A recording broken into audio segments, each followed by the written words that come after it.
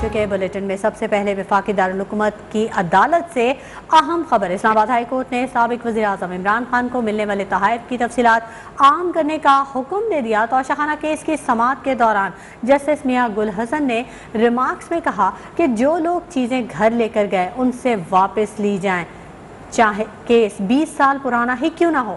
ये अवामी मफाद का केस है। बताया जाए तोशाखाना से किस किस को क्या मिला। हम इस मामले को मुतनाज़ नहीं बना रहे। तहफ़ सिर्फ वज़ीर आज़म से नहीं, सबसे वापस लेने चाहिए। जस्टिस मियां गुल हसन ने रिमार्क्स में कहा कि आप बैरून मुमालिक जाएँ तो पाकिस्तानी तहफ़ म्यूज़ियम में लगे नजर आएंगे। वफाक की जानिब से deputy attorney general Arshad Kiani अदालत में पेश हुए। अटॉर्नी जनरल मुस्तफ़ी हो गए हैं। वक्त दिया जाए डिप्टी अटॉर्नी जनरल की इस्तदा। अदालत का डिप्टी अटॉर्नी जनरल को काबीना डिवीजन से हिदायत लेने का हुक्म। कहा जो कुछ तोशाखाना से लिया गया वो सब कुछ आइंदा समाअत पर बताना है। मामला काबीना के सामने उठाया जाए। अदालत ने केस की समाअत 2 हफ्तों के लिए मुलतवी कर दी।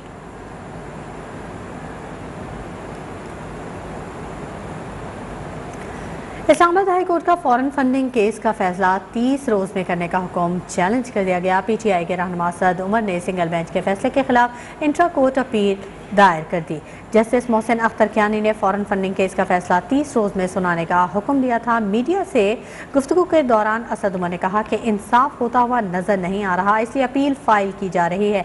मामला कुछ और था, लेकिन अदालत ने इससे आगे बढ़कर 30 दिन में फैसला सुनाने का हुक्म दे दिया। अदालत ने कहा तमाम पार्टीज की फंडिंग की तहकीकात कराई जाए। कि मुल्क में जो सियासी पार्टियां हैं, ख़ास तौर पे जो बड़ी सियासी पार्टियां हैं जो हुकूमतें बनाती हैं, इनके कैसे पैसे इकट्ठे किए जाते हैं, कौन पैसे देता है, इसकी मुकम्मल तहकीकात होनी चाहिए। हम पूरी तरीके से इस बात को सपोर्ट करते हैं, बल्कि ये हमारा मुतालबा भी है। और इसी सिलसिले में सुप्रीम कोर्ट ने 2018 में एक फ़ैसला किया और उस फैसले के अंदर ये कहा गया कि तमाम पार्टियों की फंड्स की तहकीकात कराई जाएँ, स्क्रूटनी कमेटीज़ बनाई जाएँ। लेकिन हमें कोई नामो निशान नहीं नज़र आ रहा मुस्लिम लीग नून के अकाउंट्स की जो स्क्रूटनी कमेटी थी उसकी रिपोर्ट कहाँ है। हमें कहीं पे ये नहीं नज़र आ रहा कि पीपल्स पार्टी की जो बनी थी स्क्रूटनी कमेटी उसके इस वक्त सूरत हाल क्या है। इसलिए ये कानून का तकाजा है, आइन का तकाजा है, जमहूरियत का तकाजा है कि सिर्फ ना सिर्फ इंसाफ होना चाहिए बल्कि इंसाफ होता हुआ नज़र आना चाहिए। हुकूमत की तब्दीली के बाद इत्तेहादी जमातों, नून लीग और पीपल्स पार्टी में बड़ी बैठक की तैयारियां। पीपल्स पार्टी के चेयरमैन बिलावल भुट्टो सरदारी लंदन रवाना हो गए। काबीना इजलास के बाद पीपी से ताल्लुक़ रखने वाले वफाकी वज़रा खुर्शीद शाह, नवीद कमर, शेरी रहमान और मुशीर कमर जमान कायरा भी लंदन रवाना होंगे। बिलावल भुट्टो पीपी वज़रा के हमरा मियां नवाज शरीफ से अहम मुलाकात करेंगे। लीगी कायद और पीपी चेयरमैन के दरमियान मुलाकात में सदर, चेयरमैन सेनेट और गवर्नर पंजाब के ओहदों के हवाले से मशावरत की जाएगी। इस अहम तरीन मुलाकात के बाद मुल्क में तब्दीलियों का एक और सिलसिला भी शुरू होने का इम्कान है। मुलाकात के बाद वतन वापसी पर बिलावल भुट्टो जरदारी की जानिब से वजारत का हलफ उठाने का इम्कान है। वज़ीर आला पंजाब हमजा शहबाज से हलफ ना लेने का मामला लटकने लगा। नून लीगी वकला की जानिब से लाहौर हाई कोर्ट में दायर नई दरख्वास्त पर रजिस्ट्रार ऑफिस ने फिर एतराज़ लगा दिया। रजिस्ट्रार ऑफिस की जानिब से गवर्नर पंजाब को फरीक बनाने पर एतराज़ लगाया गया है।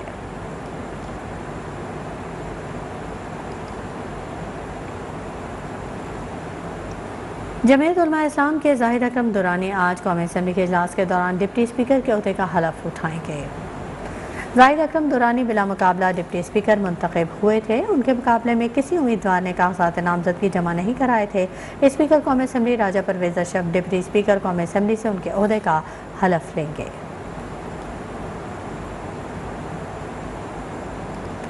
इस्लामाबाद से अहम खबर शामिल करेंगे। वज़ीर आज़म शहबाज शरीफ की ज़ेर सदारत काबीना का पहला इजलास इस वक्त जारी है। इजलास में मुल्क को दरपेश सियासी और माशी सूरत हाल का जायज़ा लिया जा रहा है। काबीना को ब्रीफिंग में बताया गया कि अप्रैल और मई में डीजल पेट्रोल पर सब्सिडी से खजाने को 68 अरब का नुकसान हुआ है। खजाने को डीजल पर 52 और पेट्रोल पर 22 रुपये फी लीटर नुकसान हो रहा है। 34 रुकनी वफाकी काबीना ने गुज़िश्ता रोज़ हलफ उठाया था। वफाकी काबीना में 31 वज़रा और 3 वज़राए ममलिकत शामिल हैं। वफाकी वज़ीर इत्तलाआत मरियम औरंगज़ेब ने मुआशी बदहाली के आदाद-ओ-शुमार जारी कर दिए। ट्वीट में लिखा कि वफाकी काबीना को बदतरीन मुआशी सूरत हाल पर ब्रीफिंग दी गई है। गुज़िश्ता 4 बरस के दौरान इमरान सरकार ने तबाहकुन और गैर जिम्मेदाराना पॉलिसियाँ अपनाई, जिससे महंगाई, बेरोज़गारी, कर्ज़ों और तिजारती खसारे में बदतरीन इजाफा हुआ, जबकि शरह नमू में शदीद कमी हुई। इमरान दौर की करप्शन ने सब कुछ तबाह कर दिया है। ये है नए पाकिस्तान की हकीकत।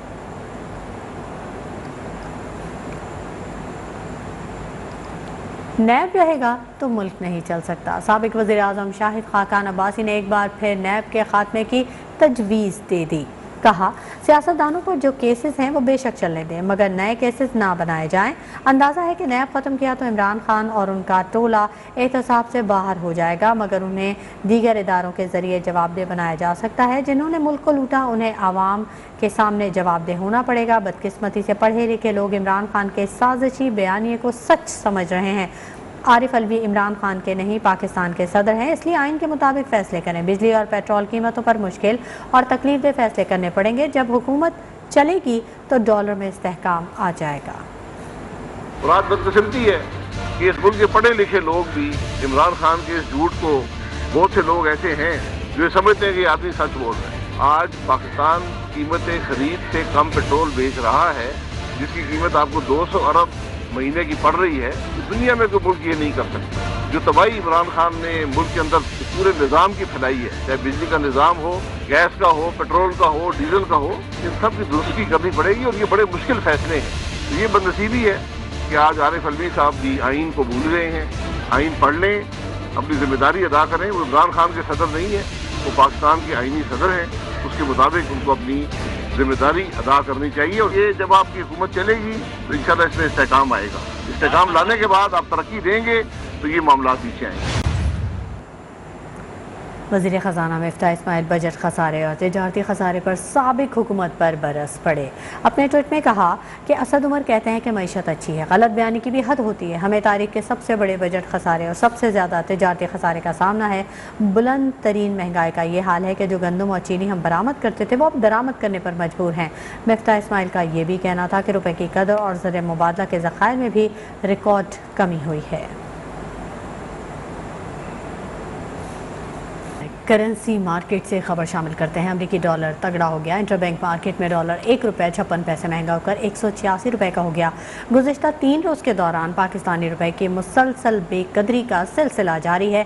3 रोज़ के दौरान डॉलर ₹4.45 महंगा हो चुका है।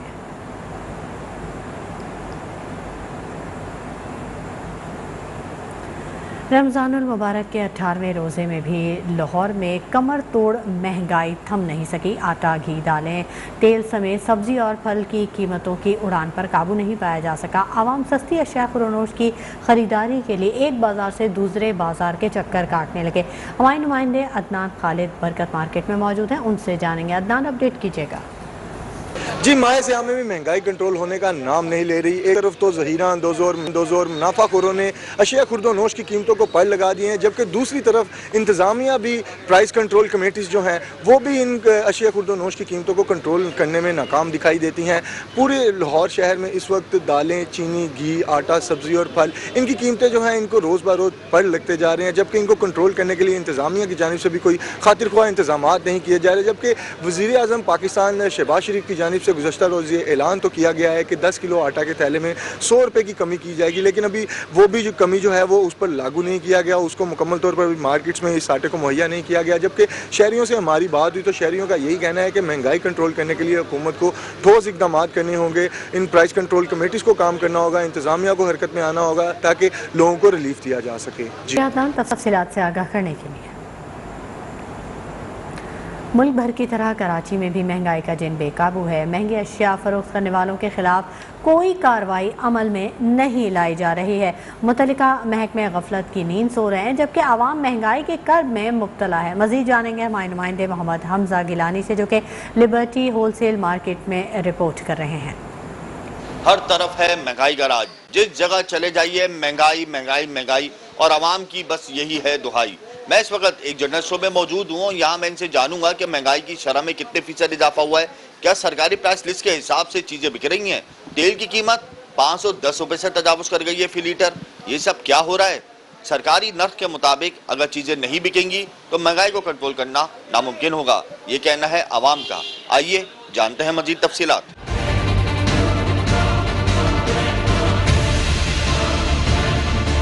गरीब के लिए तो बहुत मुश्किल हो गई है, महंगाई बहुत है। किबला हम आप क्या कर सकते हैं सिवाय अफसोस के, जो भी आता है अपना घर भरता है।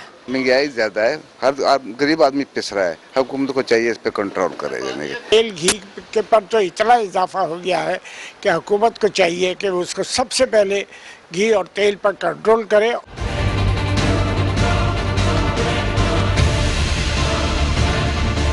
लिस्ट तो लग जाती है मगर इसके मुताबिक चीज दस्तयाब नहीं होती, ख्वाह वो सब्जी हो, फल हो या शायद सर्फ हो। आवाम का यही कहना है कि इस लिस्ट को लगाने के बाद भी अगर रेट कायम नहीं होती हुकूमत की तो ऐसी लिस्ट का फायदा क्या है। महंगाई को कंट्रोल करने के लिए सरकारी इदारों को मैदान में उतरना होगा ताकि महंगाई कंट्रोल हो सके और जखीरा अंदोजों के खिलाफ एक्शन हो सके। कैमरामैन नज़ा के साथ मोहम्मद अब्दुल गिलानी, न्यूज़ 1 कराची। महंगाई से मुतालिक मोहम्मद हमजा की रिपोर्ट आपने मुलाहिजा की। आगे बढ़ेंगे, रुख करेंगे मुल्तान का, जहां पर लीमू की कीमतें आउट ऑफ कंट्रोल हो चुकी हैं। मार्केट में लीमू 700 से लेकर 800 तक फ़ी किलो फरोख्त होने से शहरियों की कुव्वत खरीद से बाहर हो चुका है। शहरी महज एक हफ्ते के दौरान लीमू 300 से बढ़कर 800 फ़ी किलो होने पर हैरान और परेशान है। मज़ीद तफसीलात जानेंगे, पुलवासिल रोड पर मौजूद है हमारे नुमाइंदे यासिर अजीम से। यासिर, अपडेट कीजिएगा।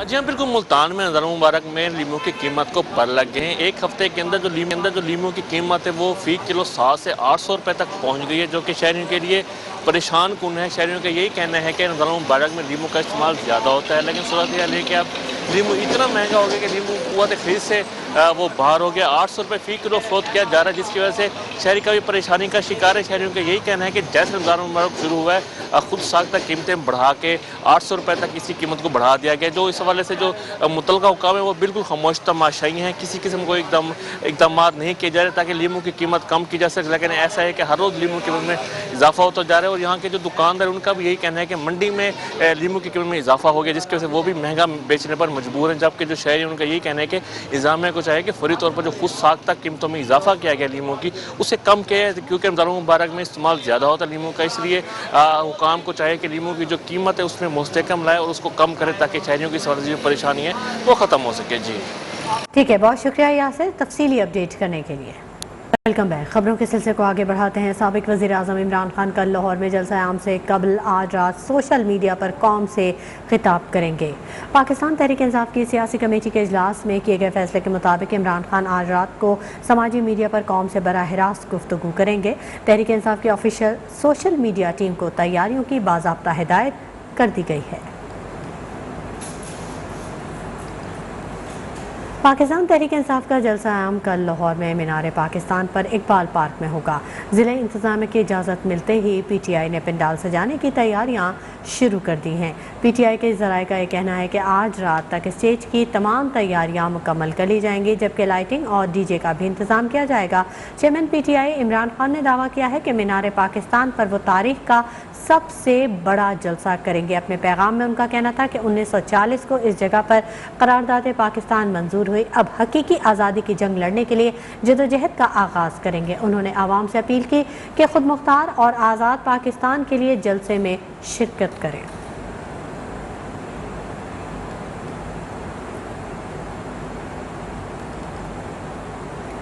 MKM के मोहम्मद इकबाल की रहलत और BNP की अलहदगी के बाद मौजूदा डमी हुकूमत अपनी जाली अक्सरियत भी खो चुकी है। साबिक वज़ीर इत्तलात फवाद चौधरी का ट्वीट लिखा, क्राइम मिनिस्टर फौरी तौर पर ऐवान से एतमाद का वोट लें। इस वक्त हुकूमती अरकान की तादाद 168 है, जबकि हुकूमत को मुसलसल 172 अरकान की अक्सरियत दरकार होती है।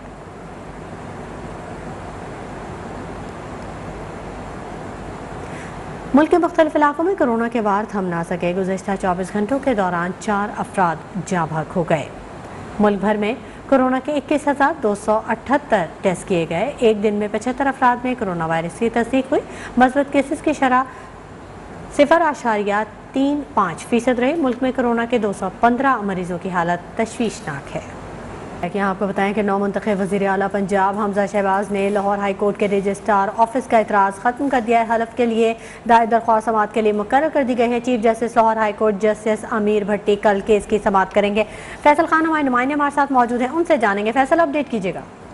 हाँ जी, बिल्कुल। नौ मुंतखब वज़ीर आला पंजाब हमजा शहबाज से हेल्प न लेने का ये मामला है और आज एक बार फिर जो है हमजा शहबाज की दरख्वास्त पे एतराज़ दायर कर दिया गया।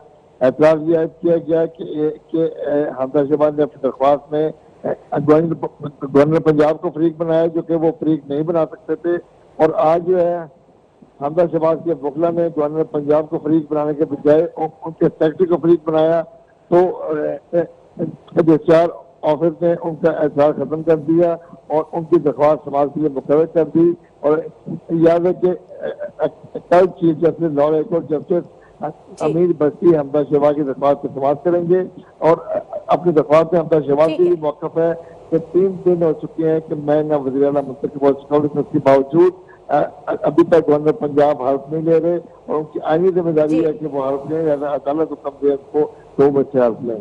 ठीक है, बहुत शुक्रिया फैसल खान तफसीली अपडेट करने के लिए। आलमी मंजरनामे से आपको खबर दें कि मगरबी किनारे में सहूनी आबादकारों का मार्च, फ़लस्तीनी शहरियों पर हमलों और शेलिंग से 40 से ज़ायद अफराद ज़ख्मी हो गए। गजा पर फिर इसराइली बमबारी से मुतअद्दिद अमलाक को नुकसान पहुँचा। गुजा मगरबी किनारे के इलाके नाबलस में सहूनी आबादकारों का मार्च, फलस्तीनी शहरियों ने पथराव और टायर जलाकर मार्च का रास्ता रोकने की कोशिश की। इसराइली फोर्सेस और आबादकारों के फलस्तीनी शहरियों पर हमलों में 8 अफराद शदीद जख्मी हो गए। रबड़ की गोलियों के साथ आंसू गैस की शेलिंग से 35 से ज्यादा अफराद की हालत इंतहाई खैर हो गई।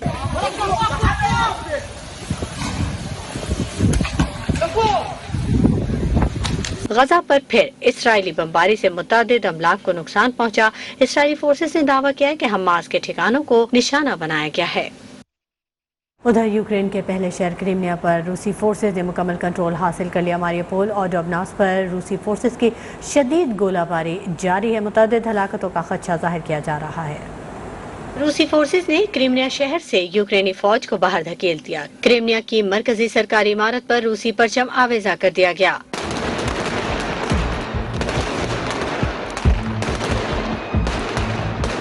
मारियोपोल और डोबनास पर रूसी फोर्सेस की शदीद गोलाबारी से मुतअद्दिद हलाकतों का खदशा जाहिर कर दिया गया है। उधर रूसी फोर्सेस ने चेर्नोबिल एटमी प्लांट खाली करने के बाद यूक्रेनी हुक्काम ने कंट्रोल हासिल कर लिया। रूस ने कैदी तबादला मंसूबे के तहत 60 यूक्रेनी फौजी और 16 शहरी वापस कर दिए।